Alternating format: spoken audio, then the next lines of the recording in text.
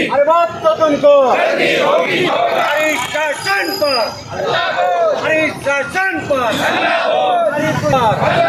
हमारी हम सब कामगार कर्मचारी एकजुटीचा राज्य मध्यवर्ती कर्मचारी 20 मागण्या आहेत. या 20 मागण्याबद्दल गेल्या महिनाभरामध्ये 11 देशातल्या विविध 11 संघटना कामगार कर्मचारीच्या संयुक्त विद्यमाने बैठक झाली. ती बैठक नाशिक आणि मुंबई या ठिकाणी दोन्ही ठिकाणी संपन्न झाला.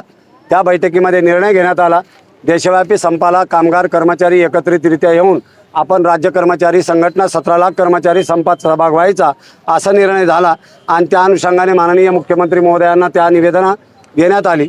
त्या अनुषंगाने त्यांनी चर्चा बोलवले. आम्ही संधी दिल्या सरकारला.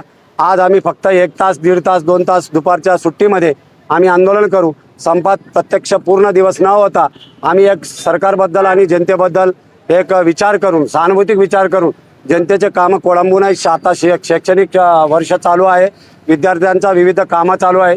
त्यासाठी आम्ही पूर्ण दिवस न घेता दुपारच्या दिवसामध्ये आम्ही आंदोलनाचा या ठिकाणी पवित्रता घेतलेला आहे आणि कामगार कर्मचारी संघटनेच्या मोर्चाला प्रत्यक्षरित्या आम्ही सहभाग नोंदवून त्या ठिकाणी आम्ही पाठिंबा दिले. आणि आता या निदर्शनाच्या माध्यमातून महाराष्ट्रातल्या 17 लाख कर्मचारी आमची भावना आहे, समजून घ्या.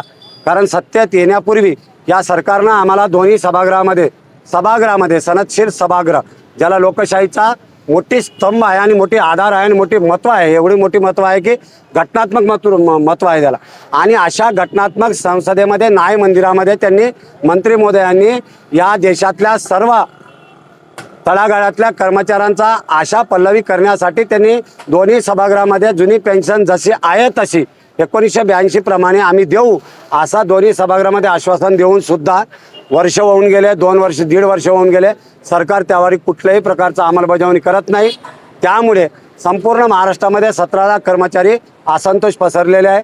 रिक्त पदं फार मोठ्या प्रमाणात आहेत. खाजगीकरण फार मोठ्या प्रमाणात चालू आहे. भांडवलशाही चालू आहे.